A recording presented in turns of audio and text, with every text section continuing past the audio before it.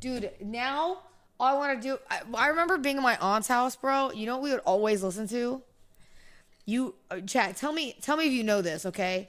All right, my auntie, I grew up in the black side of my family, okay? You go to your grandma's house, my auntie's house. I used to sleep over. My cousins there. We all slept in the same bed, okay? It was like 4 of us. We all shared the same bed. We were rolled up like little sardines. And you wake up every morning, and I would smell the shitty turkey bacon because my aunt was trying to be healthy, even though you know damn well that shit was not healthy. And then they would have like the cheap French toast sticks from Food Lion. That's what we would always eat when we were at my aunt's house. And we wake up every day and you would hear, oh my God, you'd hear this. Well, you said you were raised by a black woman? Yeah, because my home was so broken that I often got left at my grandmother's house because my parents were both pretty much disasters. And both of them, to their credit, they both worked the Hickory House full time. So they were both having their alcohol problems. But a lot of times I just lived at my grandmother's. My grandmother traveled for her work, and she wasn't a wealthy woman, but they could afford to have a woman who kept their house. And this wasn't like the old South. This was Oklahoma. It's just different there. It's not deep, dark, racist. This wasn't like the movie The Help. This is a woman named Katie Bell Henderson who was revered in the household as really the matriarch of the household. She ran the household for me and my cousins who would interact and come and go. But I was there a lot, and I clicked with Katie Bell right away, and she loved me, and she was way more of a mother to me than my actual mother was. And everything I learned about right and wrong, about life, about how to live life the right way came from Katie Bell. She's very dear to my heart, and I wish I'd understood how much she meant to me while she was raising me, but I didn't, because I was the firstborn. So all this was new to me. I didn't have big brothers and sisters to show me the way, but she showed me the way in ways I didn't even comprehend at the time. Born to a black mother and a white father at a time when it was illegal in the country. And it was strangely unique, you know, I guess because it was illegal, you know. So I grew up in a world where I didn't see many people like me who had my background. You know, South Africa's racial dynamics are very complicated and sometimes throw people off, especially like internationally, you know. So one of those was apartheid ends, you know. So apartheid ends when I'm 6 years old. And I always think to myself about how much that changes my entire life. Let's say apartheid went for 10 more years. Then now I'm 16 and I haven't been able to go to the schools that I went to because, you know, only white kids were allowed to go to them. And so that becomes like one of the first dominoes that I didn't have anything to do with that changes my life. So you grew up as the only black person in your family. Yeah, for sure. So how was that experience? Now, the one thing my parents did just the best job in the world at was making sure I had that foundation of love, you know, and that was enough to give me the springboard to go figure out who I was. Yeah. I know you grew up in Philly, but like what kind of school did you go to? Was it a diverse school? Did you at least have some? All white. Really? So my best friend, I'm in second grade, my best friend, third grade. I'm on the bus and he says, do you know what a is? Oh, my gosh. He was saying, I know. Do you know what one is? I said, before I could say no, he said, that's what you are. It's you. It's yeah. You. Oh. Bus stop, he got off the bus. He said, all right, I'm going to holler at you tomorrow. Just informing me. Just informing. I'm going to holler at you tomorrow. Hello brothers and sisters, welcome back to the channel. I'm hoping that you are doing great from wherever you're watching this video from. As you know, I'm your host and presenter Docu Stories. Now, today is a little bit a different video, and you can see the power of assimilation and how all this changes your perspective, even though you might be looking different. The following video shows white people who are black inside and white outside, Why so? Because they have lived with the black family their entire life.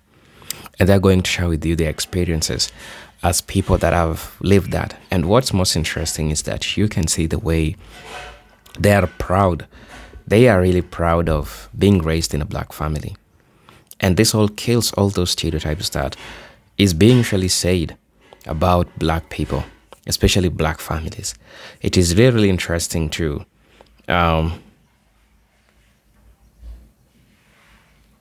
like, it's really crazy. But there is something that still stands out with them.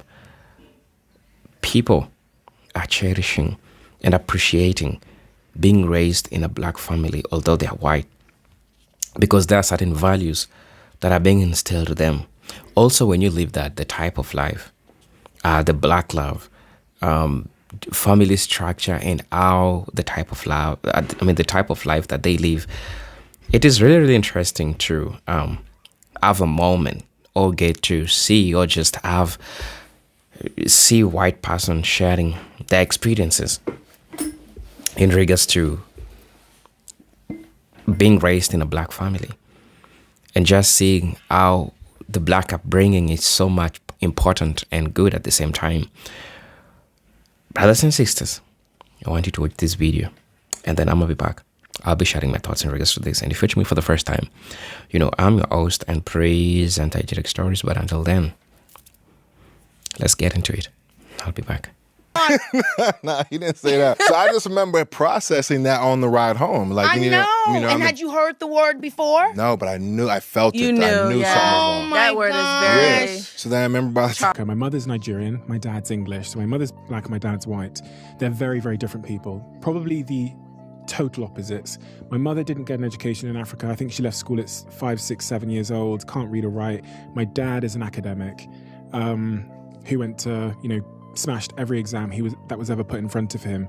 So I'm somewhat caught in the middle in many respects of who I am. We moved to Plymouth in the southwest, only black family and the poorest family in the area and in my school pretty much.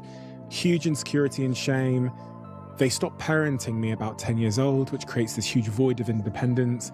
And in that void, I start experimenting. I learn a lot about myself and what I'm capable of, and that's kind of a consistent theme through my life. School, I decide at some point, and I think because my two brothers, Jason and Kevin, are geniuses, that this implicit narrative that school and grades will correlate to your outcomes, I believed it. And so I knew that going to school wasn't going to be the way that I got all those things that I wanted to. I had a pretty unique exposure to racism when I was a kid. My siblings and I were adopted. My sister is white, my parents are white, my brother is black. Our community was white, our schools were white, everyone was white. Growing up, my brother was bullied incessantly by people of all ages, even family members. Since I was 2 years older, I felt like it was my responsibility to defend him. To do that, I developed a spidey sense for identifying racists. The way I saw it, there were 4 kinds of people when it came to racism. There were the openly racist and not afraid to show it people. There were the covertly racist but careful to hide it people. There were the not racist but unwilling to call it out people. And there were the not racist and willing to do something about it people. Of course, that last group was few and far between. As a kid, it was clear to me that 3 of the 4 groups were complicit in harming my brother. An overt racist would say something racist to my brother. The covert racist wouldn't flinch. The not racist but not willing to call it out person would act like they didn't see it. And my brother would get the message that he either deserved whatever was said or he wasn't worth defending. It didn't matter that some of the people weren't racist because enough of them were. Enough of them were so the group didn't have to change a damn thing. And that's what I keep thinking about with this ruling on the Voting Rights Act. Our nation has made very little progress at making this world safe for people like my brother. We've made very little progress at changing the messages that people like my brother absorb.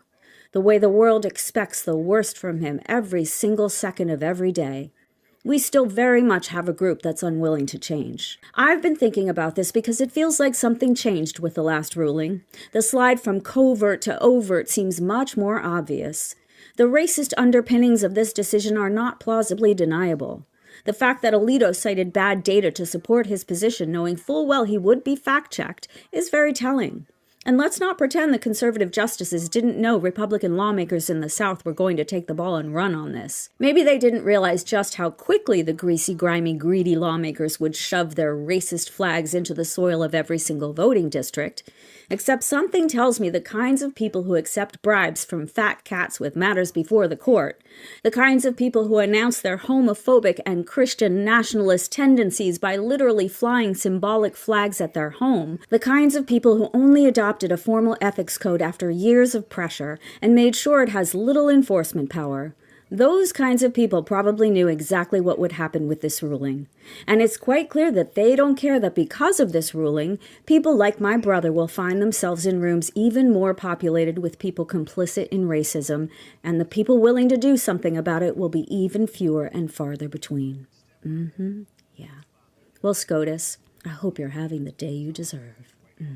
I grew up in Georgia, and the way I grew up was kind of crazy because I grew up in an all-white family, me being biracial. I was never told about my dad, didn't know what my dad looked like. He's been locked in prison since '96. He's still there today. And I never met my black side of the family at all. So my whole time, my little brother that grew up on me, he was white. So I just thought being out in the sun, I got a little darker. My black friends never went inside. So yeah. So you thought you just had that olive complex, like, yeah. Was there ever a moment where, like, was it your mom who was like, Kane, you're black? No, my little brother. He told you? Yeah. What did he say, Kane? Well, his dad that I went through child abuse with told him that he wasn't my dad, blah, blah, blah, which I never asked. Oh, he was a half brother. Yeah. Okay. And so my mom was with his dad for a while. So when I was growing up, that was basically my dad because my dad never got talked about. And he was white? Yeah. So I was just confused growing up my whole life. How old were you when that? I mean, from probably 4 or 5 on. Well, Okay. I started at 4 and 5. I don't know when he left, but So you had a father figure though in your stepdad? yeah. Well, yeah, some sort of So he was living in the house with us, Right. And he helped raise me. But then him and my mom got divorced, and then it was stepdads coming in left and right. But I'd already found out that he wasn't my dad because Y'all, the pasty crown has been passed down. My son now knows what it's like to have a second mom who is a black woman. So as a kid, as the only unmelanated one 99% of the time, when I would go to my sister's house, my other mom, who is a black woman for context, she would, so Mom Canada's house was like the house to this day. Like, you never know. You go over there and there's just going to be other family members just chilling. Like, everybody's just going over there, right? And as a kid, this happened on like multiple occasions where if the little ones, like the little nieces and nephews or the little cousins or whatever, were acting out and acting crazy, Mama Carnetta would threaten to slap the black off of them. But if I was over there, she would then point to me and be like, that's what happened to Ribbon. I mean, she called me my government name, but like, that's what happened to Ribbon. That's why Ribbon's white, is because I slapped the black off of him. And she would say it with such a serious face. And then she would like look at me like, don't say anything. Don't snitch. And I'm just like trying not to laugh. I'd be like so serious. And I'd be like, yeah, that's exactly why I look like this. That's exactly what happened. And it would scare the crap out of these kids. They'd behave after that. Like, because they were young enough that they thought that. Like, they would really think like that she had slapped the black off of me and that's why I was white. Just slapped the melanin right off. That's exactly what happened. That's exactly what happened, y'all. I actually once screwed up braiding somebody's hair because of this, because I was trying not to laugh so hard and it distracted me, because I learned how to braid. I know how to do quite a lot of braids, not doing any on white people that are not meant for white people hair, by the way. Just an FYI, because I always get people ask that when they find out I can braid. They'll be like, oh, are you putting box braids in black women or in white women's hair? I'm like, no. But there was one time I was literally braiding a cousin's hair and like screwed up one of the braids. I had to restart the whole row because she said this, and I was trying not to laugh. I was trying to be so serious. But it happened today to my son. He was hanging out with friends. And we're all there at the park and whatnot. And this littler one was not listening, right? It was his friend's little brother who was not, because my son and his friends are too old to fall for this. But the little brother is not listening at all. And my friend She just, without hesitation, is like, I'm gonna slap the black off you. You don't stop climbing on that, because like he was gonna hurt himself because he was climbing on stuff he wasn't supposed to. And she then goes and like looks at Clark and's like, that's what happened to your brother's friend. That's why he looks like that. That's why he's white. And Clark is so confused. He's just like, what? Like he did not get it at all. But he just went with it. He was just like, okay, sure, that's totally, whatever. I'm sorry, I can't stop laughing. It's just funny because like for me, the Mama Cornetta and stuff are the like queens of being able to keep a straight face, because I could never keep a straight face when saying that. And I've had people like make jokes about that as an adult too. I've even like, if I go to a family gathering and stuff, because I come from a mixed race family, so like if I go to that side of the family and hang out with them, I am usually the only one that looks like this. And I've had family members also be like telling their little kids that that's why I look like this. And it's just so hard to keep a straight face. Like, how are y'all keeping a straight face while saying this stuff? It gets funnier because on the drive home, my youngest apparently heard this conversation and I didn't realize it. And he asked me if that's why he was white. He asked if that's why we looked different than our other family members. Because we've visited like my white family several times, right? Like visited them a lot, but not as much because they're farther away. We're here in Texas, you know, military moves you around. So he's seen the black side of his family a lot more. And he was like, is that why we look different? My poor children. My poor children are so confused. So your stepdad is black and his whole family takes you in. Yeah. My mom got 10 kids. She got 5 boys and 5 girls. She got 4 mixed girls and 1 white girl. She got 4 white sons and 1 mixed son. So it's 5 and 5. Real talk. You know what I mean? Big shout out to Mom Deuce. I love you, baby. What was that like growing up? Did y'all all live together? It was awesome. Big respect to my mama, you know what I mean? I take my hat off and roll the red carpet out for mama, man. What was that experience like though? I mean, you got half all black, half white, some mixed. What was that experience like under one roof growing up in Memphis? Man, I loved it because see, my first sister was mixed, you know what I mean? So we used to act a damn fool back there, you hear me? Yeah, and I got some beautiful sisters too, you know what I mean? So like, if I could change anything, I wouldn't change nothing in the world, you hear me? Because it made me who I am, man, you know what I mean? I don't want my sister and them to hear this, but hey man, mama love the ground I walk on. I hit different, man, you know what I mean? Real shit. So my mother is black and my father is white. And my mother's played a big role in shaping my relationship with my own identity and my own blackness. And I was raised as a black man. In our household, there was no talk of you're half this or half the other. And the point of that was that, you know, I'm born in 1989, I'm 36 years old.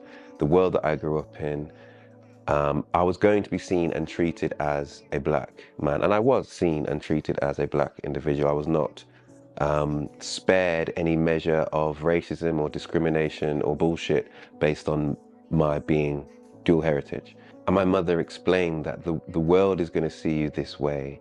This is what it means to look like you. This is what it means to have hair like yours. This is what it means to have a heritage like yours. This is what it means to be Caribbean.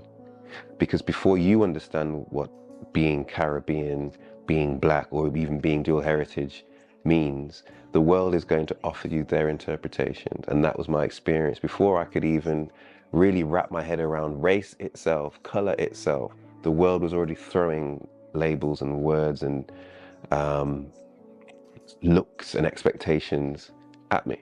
I grew up in a 90% black neighborhood. Okay. Right?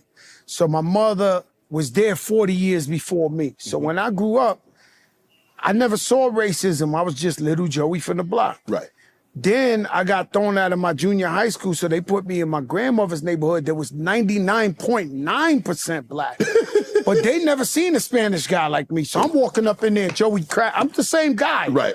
They're like, we're not trying to play this shit around. And we never seen one of these, right? Right. And so every day I had to fight 20 guys. And then my best friend, he was black. His name was Leonard. My moms would cook for him every day, take care of him. And one day they came up to him and they was like, yo, why you be with the Puerto Rican dude? And he's like, that's my friend. And they said, well, if you don't beat him up today with us, we're going to beat your ass like we beat him. I was the only white boy there. they made fun of me. You know, I'm white, I'm young, I look like Opie. They had a lot of jokes to tell. So, were you a little guy or were you a big dude at that time as well? I was always decent size because my daddy had me working at a young age. My pops, he taught me how to build houses and roof. So I was into that type of field, and so I'd always had a little size on me, you know, shoulder wise, but I was skinny. Did it put you into the perspective of having to like defend yourself more aggressively because you were the only white kid or one of the only white kids? 100% for sure. Yeah, you know, when you're a white boy at the school, they didn't want to accept you at that time. You know what I mean? Especially everything going on in the world at the time it was happening. You know, and by me coming out of the into a whole new world, you know, like I had to make sure that you know, early on my daddy had me watching a lot of John Wayne flicks and mafia movies. Okay. So I kind of just, I don't know. I didn't want to work. I wanted to join a gang. Kind of weird to say, but I was kind of attracted to that lifestyle at an early age. Hello. So as a white kid that grew up in black foster homes, I always heard this one sentence, and you've probably heard it too, but also in just society alone, that some people, just some, say that black people are too loud. And I just have one question. Just one. Would you hear them if they're a regular volume?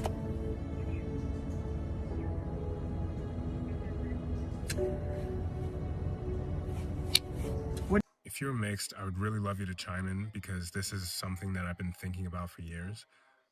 I'm 50-50. I'm one black parent, one white parent, Caribbean, Canadian. And I grew up in a small village in England.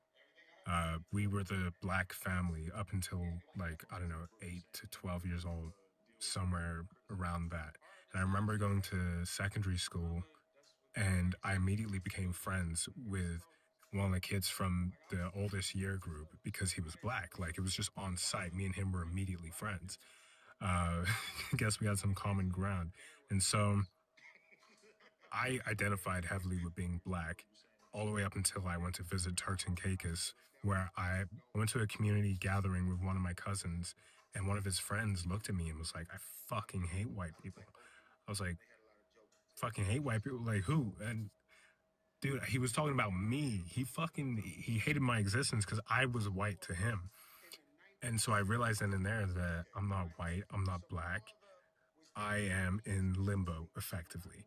So a few years go on and I move in to a house with a couple other mixed guys, a couple other fellow mixed brothers. And I feel like on some subconscious level, we were competing to see who was the blackest or who was the least white. You know, no one wanted to be the whitest one amongst us. So, yeah, I guess now thinking about it, I'm kind of like, fuck, like we were always running towards an identity or running away from an identity, but we were never just being ourselves. Or maybe that was ourselves at that point. Like, is our identity as light skins being in limbo?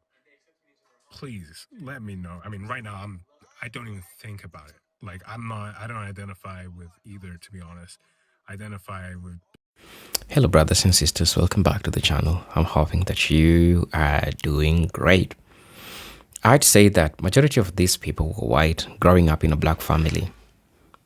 They're really blessed because at least they get to witness, they get to have a different narrative. You know, when it's a black person saying out being raised in a black family, it doesn't hit people, but it only makes sense when you as a white person having to come out like and share your experiences as a white person who is black inside really matters. And in that reason, this really had people talking about this, really had people sharing more about this. And I think it's imperative for me to also share what I think people said in regards to this. Now, somebody said that being white and growing up in a black family is the best thing that could ever happen to you as a white person. It's actually a very powerful position to be in because you will have intimate of knowledge of both worlds and can relate to each other on levels others cannot. That's advantage. Blacks are the naturals, and that's the truth. Okay, I mean, although this is not on the right line, but it still happened. Majority of white kids who are raised by black nannies, they were raised by black people. They found themselves so much attached to black people. Have you ever seen scenarios where a white person has grown old, but they miss their black nanny? They go look for them because there's just type of feeling that they get from the treatment that they were given, that they didn't receive from their parents. This is something which, like, happened. Puerto Ricans and Dominicans and Cubans needs a 23andMe or Ancestry DNA. Some of them are acting ignorant. I know the reason as to why, but that's not a topic of today. The woman with the gray hair who protected her black brother. Ooh, that's exactly how I've described racism to my white friends. Hearing a white woman leave, that is so wild to me. Really, really wild. Somebody also shared here. I grew up while my stepbrother and sisters are white. Their mom, my stepmom, was English. She died when I was 15. My cousins are from Philippines. My sister-in-law, who is married to my stepbrother, is Vietnamese. My uncle's wife is Italian. His first wife was German. We just have open arms for everyone. We all got out here to eat for a gathering. People stare at us. They are trying to connect the dots, but we all know we are family.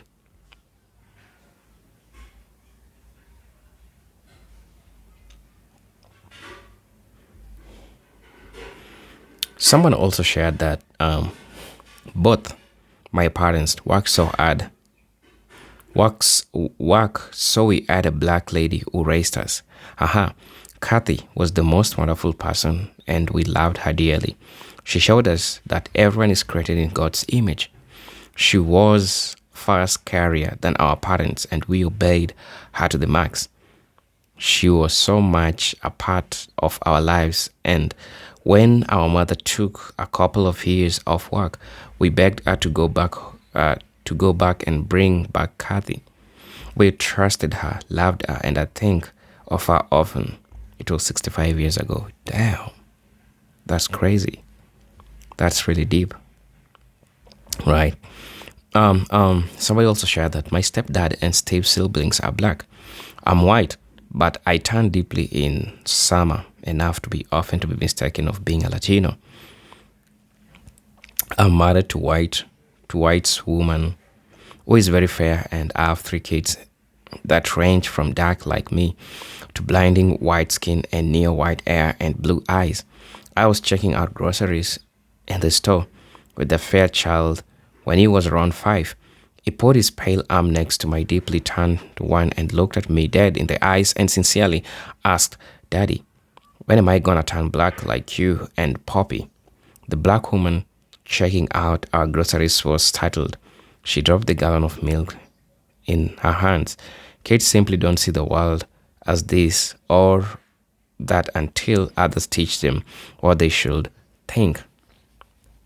And that's why racism is taught. Racism is not something that you just learn. I mean, racism is not just something that you're just born with. It's something that you are taught. You are taught to believe in a certain way. You are taught to act in a certain way, right?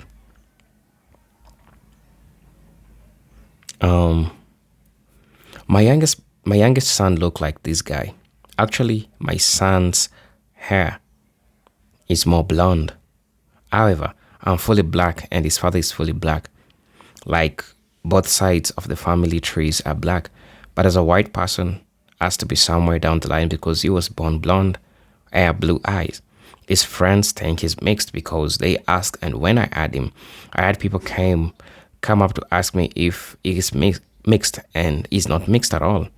I need people to realize that black people make all colors. We are the blueprint. Right. I really don't know what do you agree with in this video? And also tell me, what don't you agree with in this video? I want to know your opinion in regards to this. What do you agree with? What don't you agree with in the same time? Right? Because I think it's important for me to hear your opinion in regards to this. I really want to know what you all think about this. Right? As you know, I'm your host and presenter Hygienic Stories. Until then, let me see you in my next video. Until then, peace, love, and harmony. So